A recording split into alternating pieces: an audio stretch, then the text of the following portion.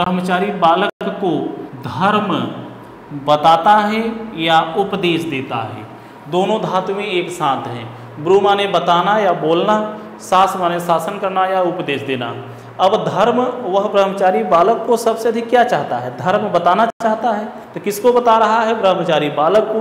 तो बता रहा है माने ज्ञान दे रहा है। ब्रह्मचारी बालक में संप्रदान कारक होना चाहिए, लेकिन अकैतम च सूत्र से संप्रदान कारक न होकर के कर्मण द्वितीया से ब्रह्मचारी बालक में द्वितीय विभक्ति। तो क्या होगा? सह माणवकम धर्मम धर्मम ब्रूते शास्ति शास्ति वा। ठीक है, शास धातु का रूप चलता है शास्त्र शिष्ट शासति। ब्रू धातु का आत्मने पद में चलता है ब्रूते ब्रुवाते ब्रुवंते ब्रूसे ब्रुवाथे ब्रुध्वे ब्रुवे ब्रुवावहे ब्रुवामहे। ठीक है, दोनों धातुएं हैं। तो यहाँ पर माणवक में और धर्म में कर्म कारक, धर्म में कर्तुस्तमम कर्मम से कर्म कारक, क्योंकि सबसे अधिक वो धर्म बताना चाहता है और माणवक को ज्ञान दे रहा है, तो यहाँ संप्रदान होना चाहिए। लेकिन अकैतम च सूत्र से माणवक में कर्म कारक, कर्मण द्वितीया से दोनों में द्वितीय विभक्ति का प्रयोग कर दिया गया। ठीक है, वह गर्गों से 100 रुपये जीतता है। अब जब गर्गों से आप, जैसे मान लीजिए आप कोई गेम खेल रहे हैं, वो जब आप बाजी लगाते हैं, जीत लेते हैं, तो आपके पास आप ले लेते हैं, देंगे तो नहीं। जब ले लेंगे तो अलग होगा। तो यहाँ गर्गों से 100 रुपये जब जीत लिया तो गर्ग के पास पैसा तो रहा नहीं, अलग हो गया, तो अपादान हुआ। अपादान हो जाने पर अकैतम च सूत्र ने कहा मैं इसको अपादान नहीं कहूँगा, मैं इसको कर्मकारक कहूँगा। कर्मकारक हो जाने पर अकैतम च सूत्र से कर्मण द्वितीया से द्वितीय विभक्ति का प्रयोग कर दिया। तो क्या होगा?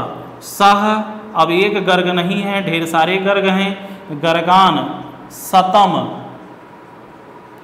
जयति, सह गर्गान सतम जयति। वह अमृत के लिए समुद्र को मथता है। तो अब वह अमृत के लिए चतुर्थी विभक्ति होनी चाहिए यहाँ पर संप्रदान। तो सह अमृतम, अकैतम च से कर्मकारक, सह अमृतम क्षीर निधिम मथनाति, सह अमृतम क्षीर निधिम मथनाति। वह पिता से धन चुराता है। जब पिता से धन चुराएगा तो पिता में अपादान होना चाहिए, लेकिन अपादान न हो करके अकैतम च सूत्र से क्या हो गया? कर्मकारक, और कर्मण द्वितीया से पिता में द्वितीय विभक्ति होकर के द्वितीया। तो सह पितरम धनम मुसड़ाति, मुसड़ाति, मुस माने चुराना, मुसड़ाति, सह पितरम धनम मुसड़ाति। ठीक है, आप देख रहे हैं यहाँ अपादान धेन में होना चाहिए, लेकिन अकैतम च से कर्मकारक। पितरम में अपादान होना चाहिए, लेकिन यहाँ पर अकैतम च से कर्मकारक। तंडुल चावल में कर्ण कारक होना चाहिए, लेकिन अकैतम च से कर्ण कारक न होकर के कर्मकारक द्वितीया। गर्गों से जीत दंड देता है, अपादान होना चाहिए, लेकिन अकैतम च से कर्मकारक। बाणे में आधार अधिकरण कारक होना चाहिए, लेकिन अकैतम च से कर्मकारक। माणवक में संप्रदान होना चाहिए, ब्रह्मचारी में संप्रदान होना चाहिए, लेकिन अकैतम च से कर्मकारक द्वितीय विभक्ति। वृक्षों में अपादान होना चाहिए, लेकिन अकैतम च से कर्मकारक। ब्रह्मचारी में संप्रदान होना चाहिए, लेकिन अकैतम च से कर्मकारक। और गर्गान में अपादान होना चाहिए, लेकिन अकैतम च से कर्मकारक। अमृत के लिए यहाँ पर संप्रदान होना चाहिए, लेकिन अकैतम च से कर्मकारक। पिता में अपादान होना चाहिए, लेकिन अकैतम च से कर्मकारक और द्वितीय विभक्ति का प्रयोग कर दिया गया। ठीक है, अब क्या बचा? अभी आपकी 5 धातुएं बची हुई हैं। ठीक है ना, 5 धातुएं अभी बची हुई हैं। तो मूस,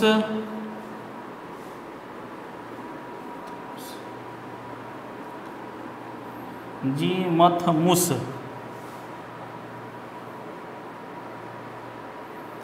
मुस, हाँ 4 धातुएं। नी ह्री कृस वह। तो अब देखिए 12 नंबर है, वह गांव से बकरी ले जाता है, हरण करता है,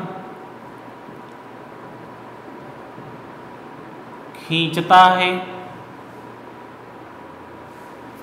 गांव से बकरी ले जाता है, हरण करता है, खींचता है तथा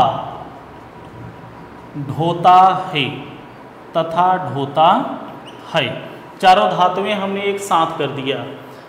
अब ये बताइए, वह गांव से जब बकरी ले जाएगा, हरण करेगा, खींचेगा, ढोएगा, तो गांव से बकरी अलग हो रही है? गांव से बकरी अलग हो रही है कि नहीं? अलग होने पर गांव में अपादान होना चाहिए, लेकिन अकथितम च सूत्र ने कहा मैं अपादान नहीं कहूँगा, मैं गांव में कर्म कारक कहूँगा। कर्म कारक हो जाने पर कर्मण द्वितीया से द्वितीय विभक्ति का प्रयोग कर देंगे गांव में। जब द्वितीय विभक्ति का प्रयोग कर देंगे तो क्या होगा? सह ग्रामम, सबसे अधिक बकरी चाहता है तो अजा में द्वितीय अजाम, नी माने ले जाना, नयति, ह्री माने हरण करना, हरति, कृष माने खींचना, करसति, वह माने ढोना, वहति, वा। जब एक साथ हम एक से अधिक धातु लिखते हैं तो अंत में वा लगाते हैं, वा माने अथवा। जब एक से अधिक धातु हम लिखते हैं तो अंत में वा लगाते हैं, वा माने अथवा। जैसे वहाँ भी हमने लिखा ब्रूते शास्ति वा, तो सह ग्रामम अजाम नयति हरति करसति वहति वा। अब आपसे परीक्षा में पूछेगा कि ग्रामम में कर्म कारक किस सूत्र से, तो अकथितम च से। अजा में कर्म कारक किस सूत्र से, तो कर्तु रिप्सी तमम सूत्र से। कर्तु रिप्सी तमम कर्म सूत्र से कर्म कारक और कर्मण द्वितीया से द्वितीय विभक्ति का प्रयोग कर देते हैं। कर्मण द्वितीया से द्वितीय विभक्ति का प्रयोग कर देते हैं। ठीक है, तो जहाँ तक मेरा उम्मीद है कि आप सभी लोगों को उदाहरण समझ में आ गया होगा। ये 16 धातुओं का पूरा उदाहरण है। इनसे निश्चित रूप से एक प्रश्न परीक्षा में पूछा जाता है। आप सभी लोगों को बहुत बहुत धन्यवाद। नमः संस्कृताय।